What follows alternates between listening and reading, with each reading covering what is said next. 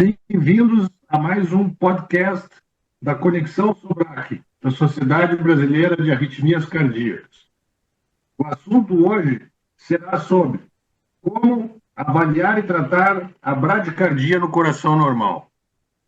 Para isso, nós contaremos com a presença de ilustres convidados, o professor José Carlos Paron Amadeu, que é especialista em estimulação cardíaca pela SOBRAC e DECA, e diretor de arritmias do HCOR São Paulo. E o doutor Alexandro Alves, também especialista em estimulação cardíaca pela SOBRAC e vice-presidente da nossa sociedade. Eu me chamo Gustavo Glotz de Lima e sou diretor administrativo da SOBRAC e diretor secretário da Fundação Universidade de Cardiologia de Porto Alegre, Instituto de Cardiologia. Eu gostaria de iniciar esse podcast tendo como uma premissa inicial de dividi-lo em duas partes. Uma de como avaliar e tratar a bradicardia no coração normal, do ponto de vista do nó sinusal, das disfunções sinusais, e a segunda parte dos bloqueios atrioventriculares.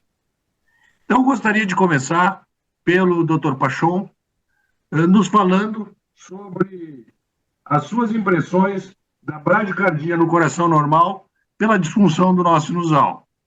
Por favor, Dr. Paron.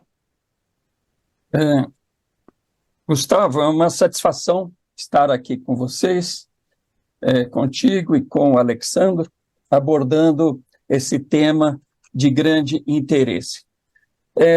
As bradiarritmias, você já fez uma divisão inicial e que é absolutamente fundamental. Nós consideramos que as bradiarritmias podem ser relacionadas a uma disfunção dos pressoreceptores, a síndrome do seio carotídeo, a disfunção ou doença do nó sinusal, os bloqueios atrioventriculares e os bloqueios intraventriculares. Nós vamos falar rapidamente sobre as bradiarritmias originadas por disfunção do nó sinusal e, naturalmente, disfunção do seio carotídeo. São bradiarritmias que podem acontecer no coração estruturalmente normal. Talvez por isso seja um tipo de bradiarritmia, às vezes mais difícil para o cardiologista na tomada de decisão, porque quando não se encontra uma patologia muito evidente, o tratamento pode ficar um pouco mais difícil. Então, é uma característica da disfunção sinusal e da síndrome do seio carotídeo esse certo conflito no momento de indicar o tratamento. Em relação à síndrome do seio carotídeo, o que acontece é que o nó sinusal é afetado por um efeito reflexo, ou seja, a hipersensibilidade do seio carotídeo provoca uma bradiarritmia, frequentemente reflexa, que provoca a sistolia e, naturalmente, provoca síncope. E, na doença do nó sinusal ou na disfunção do nó sinusal diretamente, nós temos uma afecção do marcapasso cardíaco natural, que pode ser, mesmo no coração normal, com comprometimento orgânico ou somente funcional do nó sinusal. Então, nós poderemos ter pacientes que têm o nó sinusal com uma redução do número de células devido a uma doença do nó sinusal, um comprometimento do nó sinusal, que pode ser originado por disfunção circulatória, por isquemia, por infiltração, por degeneração. O envelhecimento é muito comum, provocando a disfunção sinusal, a doença coronária, a doença de Chagas, as inflamações, as doenças infiltrativas comprometem o nó sinusal e mesmo o pós-operatório, as cirurgias cardíacas podem comprometer o nó sinusal. E a partir daí surge uma disfunção. O que nós normalmente separamos é a disfunção da doença do nó sinusal, que muitas vezes representam situações onde, na disfunção, existe um completo restabelecimento da função sinusal, por exemplo, com o teste da atropina, e na doença do nó sinusal, o teste da atropina apresenta uma resposta anômala, anormal. Então, o teste da atropina é um bom teste para que se faça a avaliação do nó sinusal e se possa dizer se tem um comprometimento funcional, um comprometimento orgânico, ou muitas vezes uma parte de cada um desses dois modos de afecção do nó sinusal. Pode haver uma condição mista, onde o nó sinusal apresenta uma alteração funcional e uma alteração orgânica. Por que isso é importante? Nas disfunções, nós procuramos fazer um tratamento de preferência clínico. E quando existe uma doença do nó sinusal, muitas vezes o tratamento depende do implante de marcapasso. Isso representa um grande divisor de águas aí na avaliação do nó sinusal. Do ponto de vista prático, o nó sinusal pode ser avaliado pelo eletrocardiograma, pode ser avaliado pelo teste ergométrico, onde nós vemos a resposta cronotrópica, porque ele pode ter uma resposta cronotrópica inadequada, pode ser avaliado pelo teste de atropina. O paciente que tem uma função sinusal normal, após a infusão de atropina, ele aumenta a frequência de um modo geral a 90 ou mais de 90 batimentos por minuto. Isso é típico no nosso sinusal normal. E pode ser avaliado pelo estudo eletrofisiológico, claro, além disso, pelo Holter, que é um exame extremamente útil para avaliação no consultório. Naturalmente, nós temos muito a falar e a comentar a respeito da doença do nó sinusal, mas talvez nós pudéssemos avançar agora um pouco para os bloqueios atrioventriculares, dando vez ao Alexandro. Perfeito, doutor Pachon. Então, por favor, Alexandro, nos fale um pouco sobre as doenças atrioventriculares, da condução atrioventricular. Então, gente, as doenças que levam à bradicardia por defeito na condução atrioventricular costumam ter um significado diferente da disfunção do nó sinusal no que se refere à estratificação de risco. Enquanto que na disfunção do nó sinusal, a presença de sintomas, a repercussão clínica que aquela bradicardia exerce é fundamental na tomada de decisão. Nos bloqueios atrioventriculares, muitas vezes, o eletrocardiograma por si só fala o suficiente. Porque através do eletrocardiograma, e dependendo do padrão que a gente encontra nesses pacientes, a gente pode, mesmo sem sintomas, inferir se trata de um paciente de risco ou não. Nós estamos falando aqui de pacientes com coração normal, mas mesmo em pacientes com coração normal, alguns padrões eletrocardiográficos, eles representam risco suficiente para demandar a necessidade de colocação de um marcapasso. Outras vezes, é um paciente que não chega a ser de alto risco para morte súbita, mas apresente um bloqueio atrioventricular com manifestação exuberante o suficiente para manifestar sintomas e pode se encaixar num padrão de necessidade de um tratamento, como marcapasso, como a cardioneuroablação, como o Pachon tanto exerce e nos ensina aqui. Mas eu gostaria de sintetizar a abordagem do paciente com bradicardia por bloqueio atrioventricular total num divisor de águas de como que é o padrão do eletrocardiograma.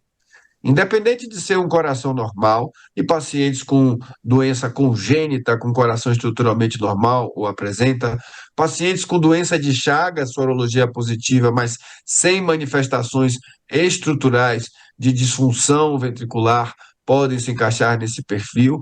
Pacientes idosos com doença degenerativa do sistema de condução também podem se manifestar nesse perfil aqui, que significa sempre a gente buscar, primeiro, sinal de alto risco, quer dizer, evidência de distúrbio na condução infranodal, do RIS para baixo, como bloqueio com complexo QRS largo, bloqueios de segundo grau com padrão de Mobitz 2, bloqueio atrioventricular total adquirido, especialmente com complexo QRS largo, e evidentemente, todos os outros tipos de bloqueios que levem a bradicardia o suficiente para gerar sintomas vão ser necessários de receber um tratamento direcionado, quer seja com marca-passo, quer seja com a suspensão de uma medicação ou de um agente agressor que esteja levando àquela bradicardia, porque a gente precisa, né, Guga, lembrar que o paciente que tem coração normal é um paciente que você esmiuça todas as possibilidades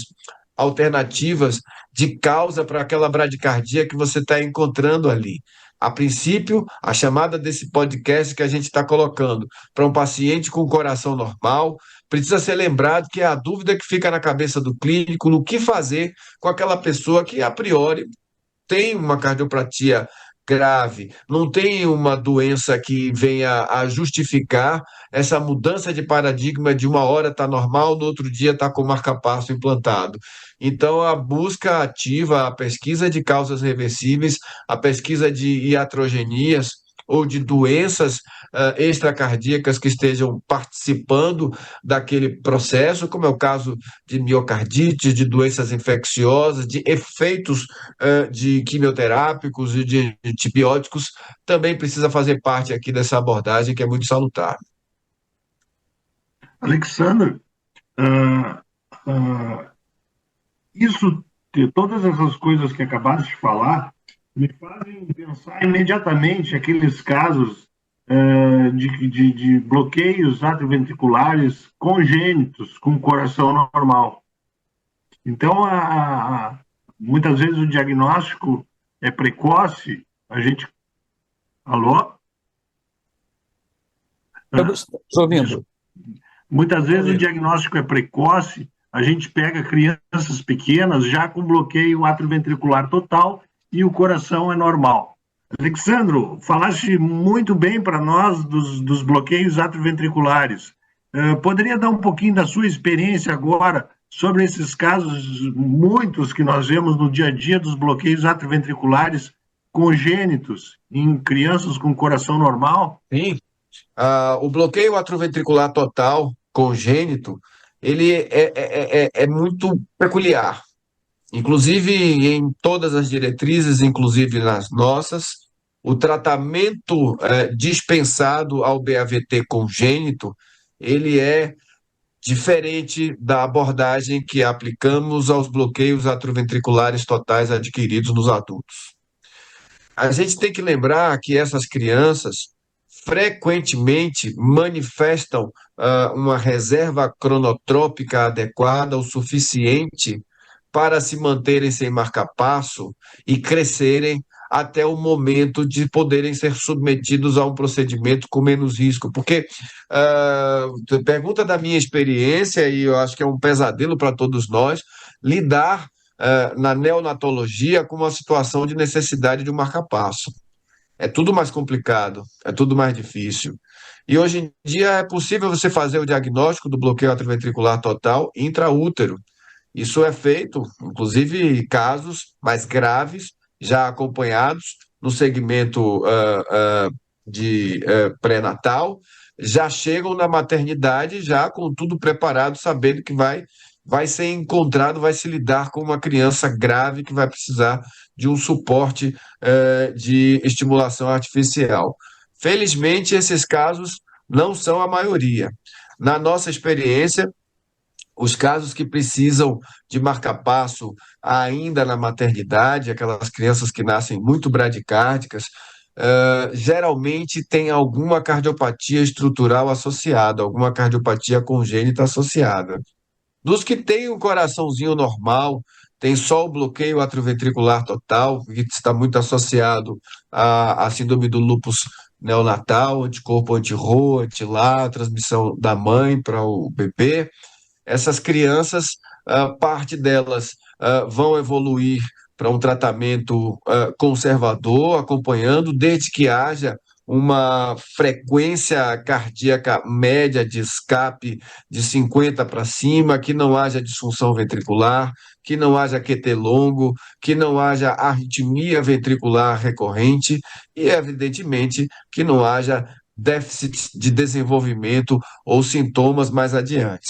Nesses casos, a gente acompanha clinicamente, a gente vai seguindo, a gente tem um número razoável de crianças e adolescentes no nosso ambulatório que a gente vem seguindo clinicamente, aguardando o momento de colocar o marca-passo numa condição em que haja, assim, uma situação mais favorável, mais fácil, menos complicado do ponto de vista técnico, que é colocar o marca-passo no bebê. É assim que a gente tem lidado.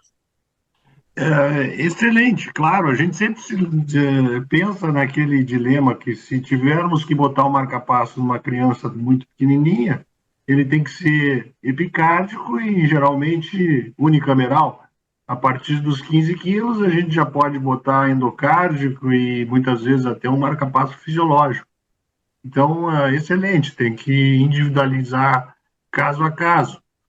Mas existe um outro extremo também da situação, que são aquelas moças com bloqueio, com BAV congênito, que vão até uma idade muito avançada e que acabam tendo alguma dificuldade durante a gravidez.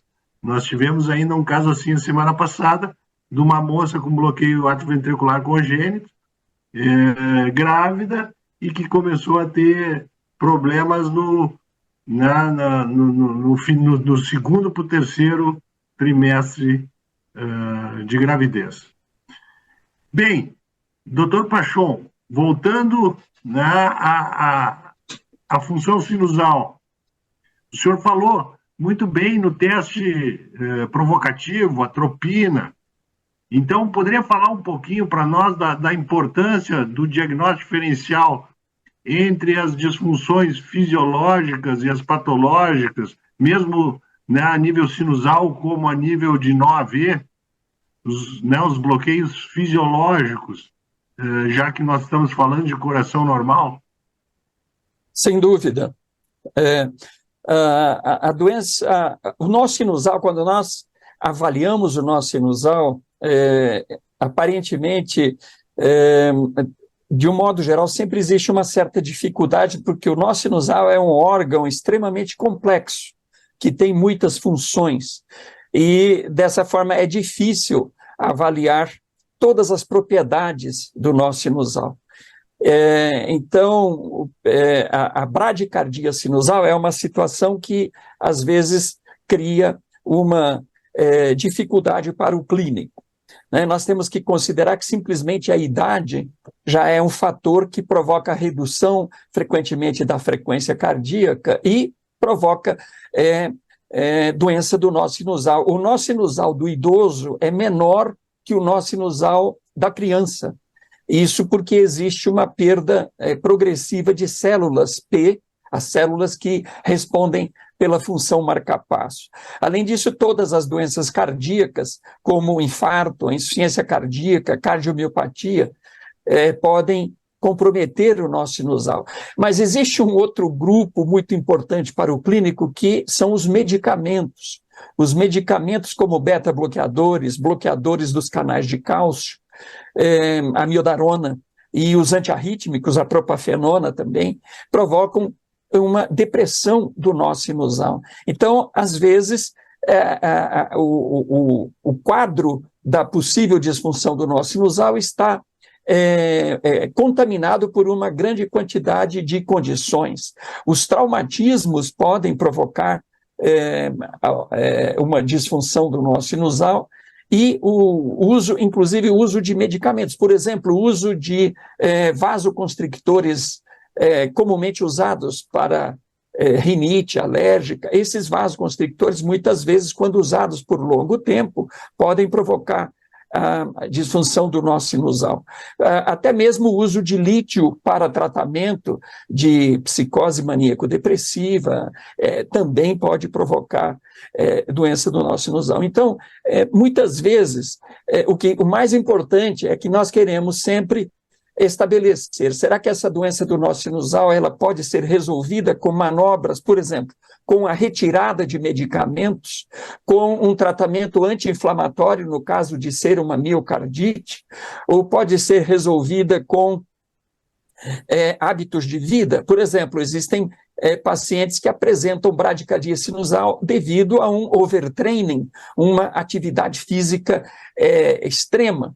E muitas vezes pode se resolver diminuindo, modulando essa atividade física para que ocorra uma normalidade. Então, nesse sentido, o teste da atropina é muito importante, porque nós podemos, de uma maneira simples, verificar até que ponto o nó sinusal está comprometido ou não.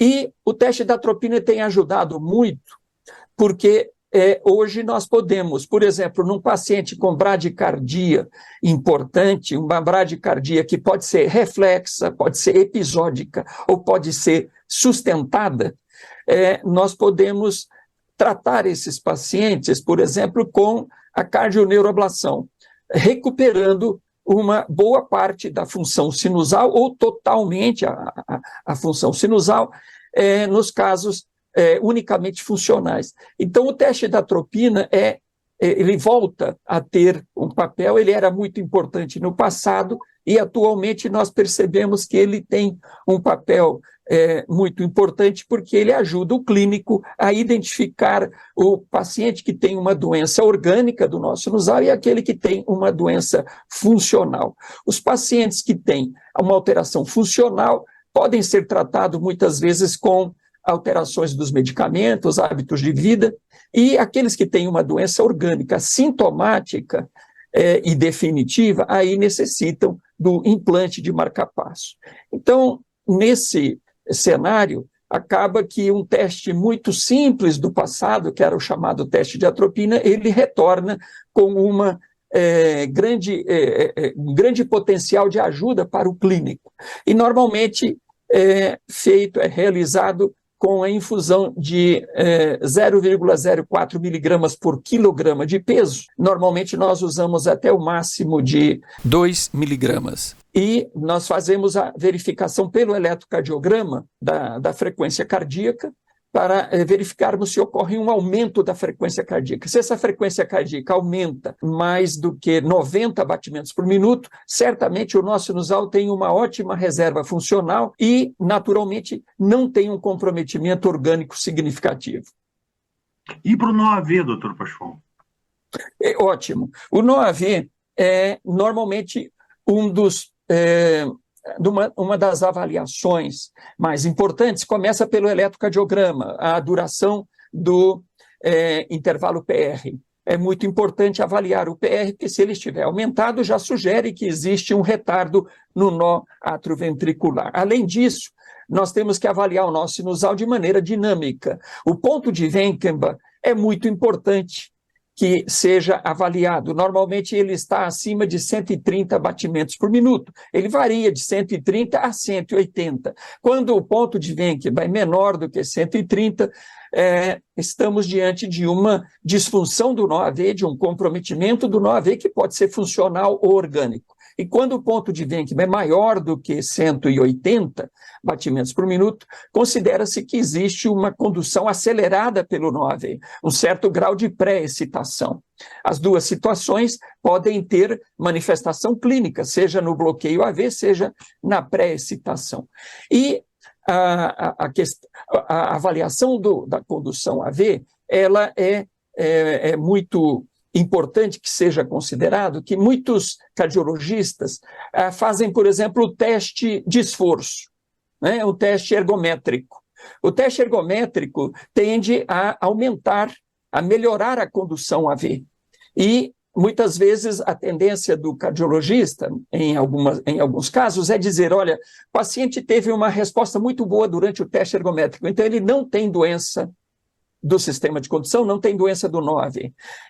Essa concepção não é correta e é até certo ponto perigosa, porque durante o teste de esforço existe uma redução do tônus vagal e um aumento do tônus simpático. E isso mascara muitas lesões do nó atrioventricular. E até mesmo pode mascarar lesões do sistema His-Purkinje. Então, o teste ergométrico é um teste importante, porque se ele mostra uma lesão do nó atrioventricular, esse dado é muito importante. Mas se ele não mostra, nós não podemos excluir a doença do nó atrioventricular.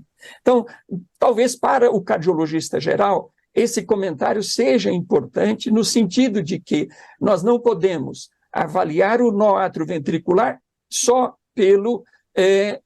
por exemplo, pelo teste de esforço.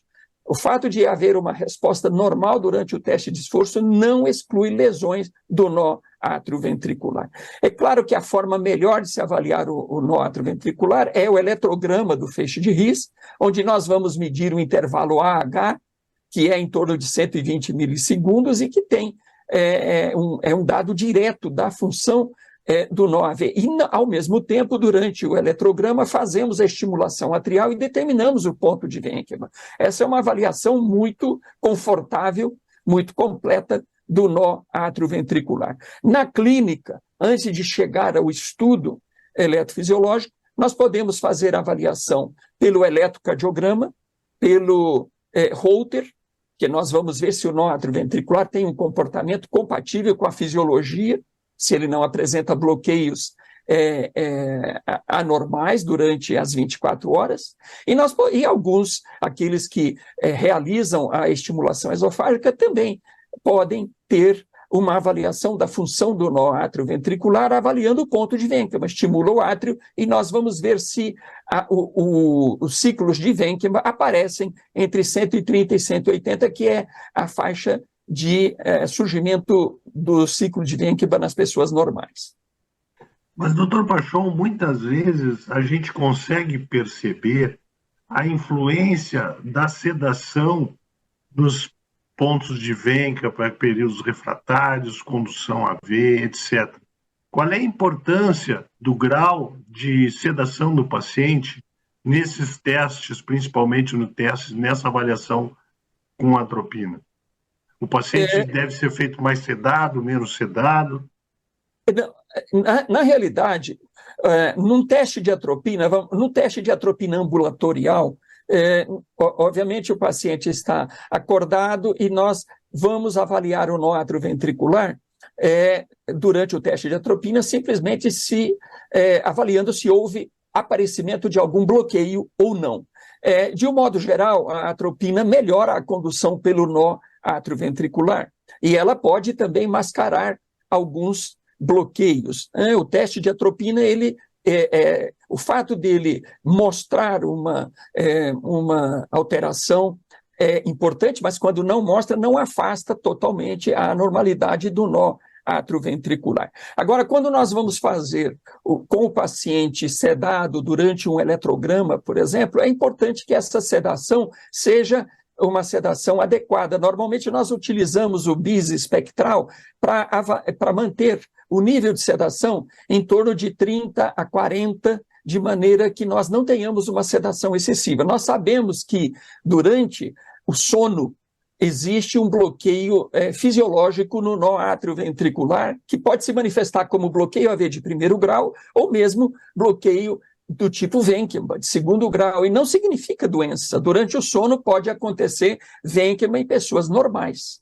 Então é importante que, quando se faz um estudo eletrofisiológico, que o paciente não esteja sedado de maneira excessiva, senão nós vamos ter, eventualmente, uma pseudo-doença do nó atrioventricular, porque naturalmente vai diminuir o tônus simpático e com isso podem surgir pontos ou ciclos de Wenkman abaixo de 130 batimentos por minuto. Perfeito. Alessandro, gostaria de saber um pouco da tua opinião sobre quais os pacientes que a gente pensa mais em investigar, né, a influência autonômica nos bloqueios. Quando está lá na clínica, como é que a gente vai decidir, bom, esse paciente eu vou investigar mais, esse paciente eu vou partir mais para uma terapia definitiva, com marca-passo, por exemplo? O limiar para a gente investir na busca de uma causa reflexa, de uma causa fisiológica, de um mecanismo autonômico para a bradicardia que a gente está encontrando, que a gente está adiante, exatamente naqueles pacientes que não apresentam características propensas a nos depararem com um problema anatômico, um problema grave de defeito fixo do sistema de condução. Então, assim, quanto menos doença estrutural houver, e a gente está falando aqui de pacientes com corações normais, QRS estreito, uh, modulação presente, quer dizer, aquele paciente que a gente vê, o pastor já falou aqui do teste de atropina, mas até no próprio Holter, no teste ergométrico, a gente consegue ver que existe uma reserva, que existe uma possibilidade de recrutamento desse sistema de condução. Eu acho que são esses os pacientes que a gente se entusiasma mais para seguir adiante num tratamento, como você está lembrando, como você está inferindo, que dispense a colocação de um marca-passo como uma prótese definitiva. Eu lembro de um caso recente que nós nos deparamos aqui, até apresentamos agora no Congresso Brasileiro de Cardiologia, de uma puérpera, de uma gestante. A gente foi chamado para ver essa paciente na UTI ainda, porque o pessoal estava, depois do parto, muito preocupado com a frequência cardíaca persistentemente diminuída dessa jovem de 30 e poucos anos, com frequência de 25, 30, 35 batimentos por minuto.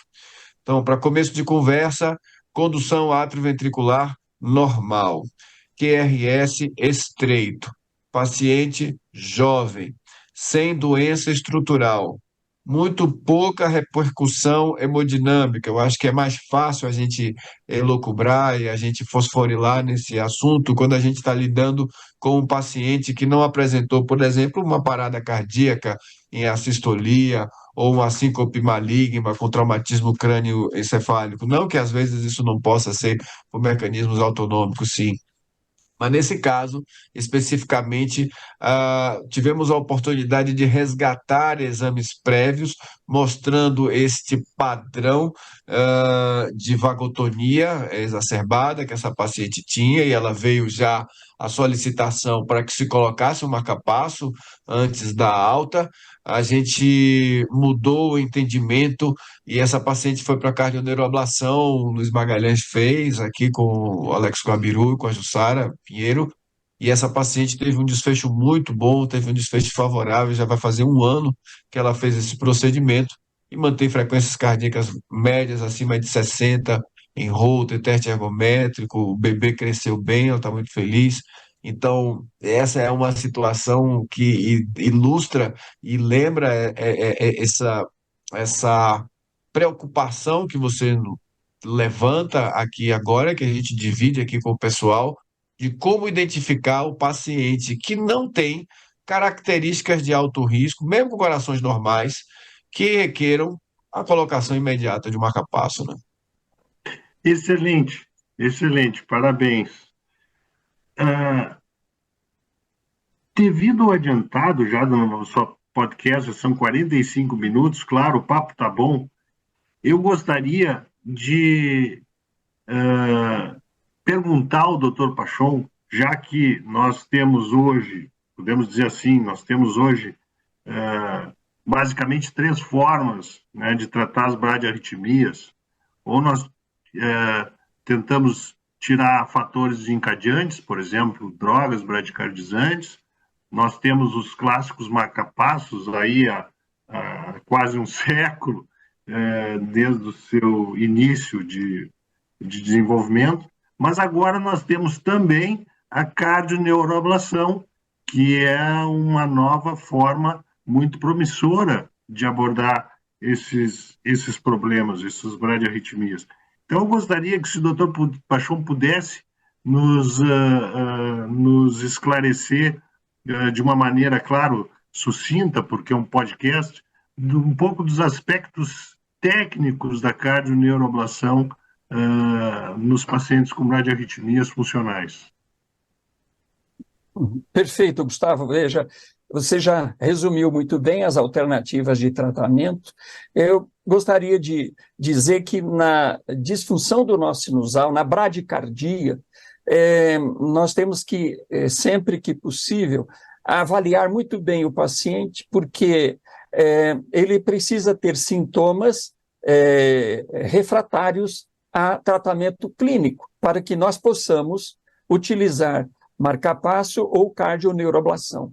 Então, essas duas opções de tratamento dependem de que o paciente tenha sintomas refratários a tratamento clínico. E o ideal é que nós tenhamos algum exame que mostre que o sintoma que ele apresenta está relacionado à bradiarritmia. Isso é o ideal.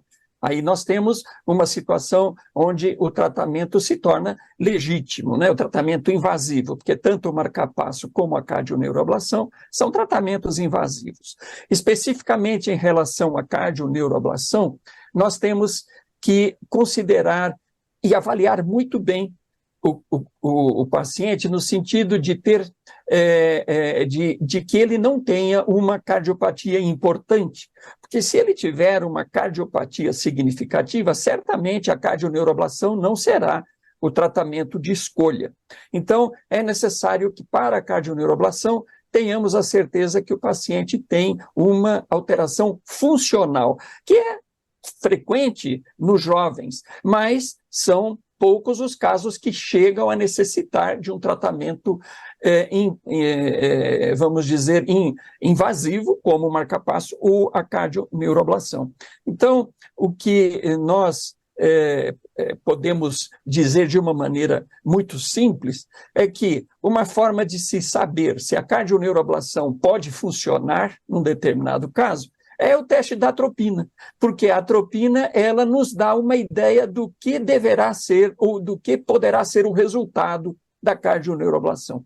Nós temos que considerar que reduzir ou mudar uma função do nosso corpo é uma responsabilidade muito grande. Então, o paciente tem um tônus vagal. Se nós decidimos reduzir esse tônus vagal, essa é uma situação de grande responsabilidade. Então, nós temos que ter certeza que nós vamos ajudar esse paciente. E se tivermos dúvida se o paciente tem um problema funcional ou não, o teste de atropina é um teste muito simples que ajuda demais na tomada de decisão, porque nós podemos ter uma grande aproximação de qual vai ser o resultado. Então, por exemplo, se no teste da atropina o paciente sobe a frequência para 100 batimentos por minuto, muito provavelmente na cardioneuroablação ele vai para 80 batimentos. E, de um modo geral, até seguindo o exemplo que o Alexandre acabou de comentar, muitas vezes o fato de aumentar 10 batimentos na frequência média do paciente, eliminar as pausas, está resolvido o problema. O paciente pode evoluir muito bem. Nós não precisamos aumentar muito e nem devemos aumentar muito a frequência. Então, do ponto de vista prático, na bradicardia, a primeira etapa mais importante, avaliar se o problema é funcional ou é orgânico. Se for orgânico e tem sintomas refratários, precisa do marcapasso. Se for funcional e não resolvemos com tratamento clínico, a cardioneuroablação tem grande possibilidade de sucesso se houver boa resposta à atropina. Excelente, ótimo. Eu agora, antes de finalizar, deixo a palavra em aberto, se algum de vocês quiser dizer algumas considerações finais, Alexandre, Dr. Pachon.